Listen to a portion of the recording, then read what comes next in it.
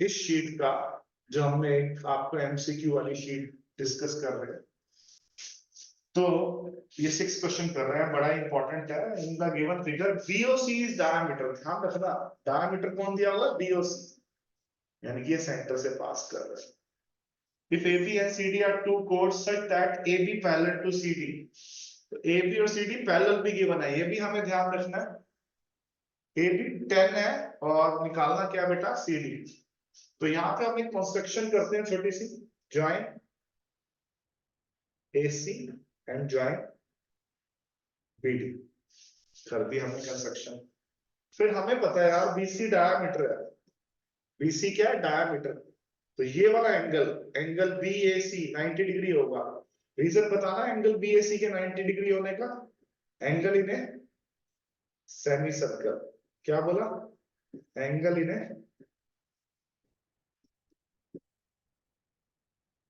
Semi circle is 90 degree, ठीक है बेटा।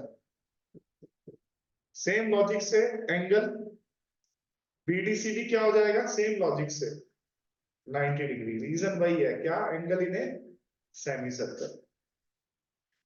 और एक चीज और बताओ, ये एंगल 1 और ये एंगल 2 इक्वल क्यों है, ऑल्टरनेट इंटीरियर एंगल। रीजन क्या है बेटा, AB पैरेलल टू CD दिया हुआ है, AB पैरेलल टू CD दिया हुआ है, इसलिए angle 1 is equal to angle 2 alternate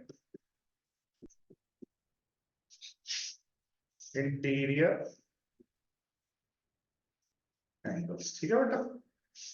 अब मुझे दो ट्रायंगल दिखाई दे रही है, एक ट्रायंगल मैं ध्यान से देखूं तो ABC, और एक ट्रायंगल मुझे दिखाई दे रही है एंड ट्रायंगल DCB, ठीक है बच्चों।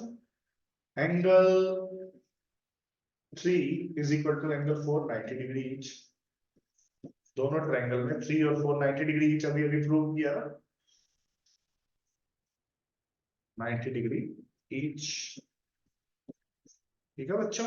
Angle 1 is equal to 2 proved above, alternate interior है, प्रूव्ड अबव। और दोनों ट्रायंगल में कौन सी साइड कॉमन है, BC, उस ट्रायंगल का भी पार्ट है, उस ट्रायंगल का भी पार्ट है। BC is equal to BC common, ठीक है बच्चों, BC is equal to BC common. तो दोनों ट्रायंगल क्या होगी बच्चों, कॉन्ग्रुएंट होगी। कौन सी triangle, triangle ABC is congruent to triangle DCB, yes और no, by which logic, by AAS। कौन से लॉजिक से कॉन्ग्रुएंट हुई बेटा, AAS से कॉन्ग्रुएंट हुई। अगर AAS से कॉन्ग्रुएंट हुई तो मैं कह सकता हूं कि यार AB और CD इक्वल हो गया, CPCT corresponding parts of congruent triangle, है ना।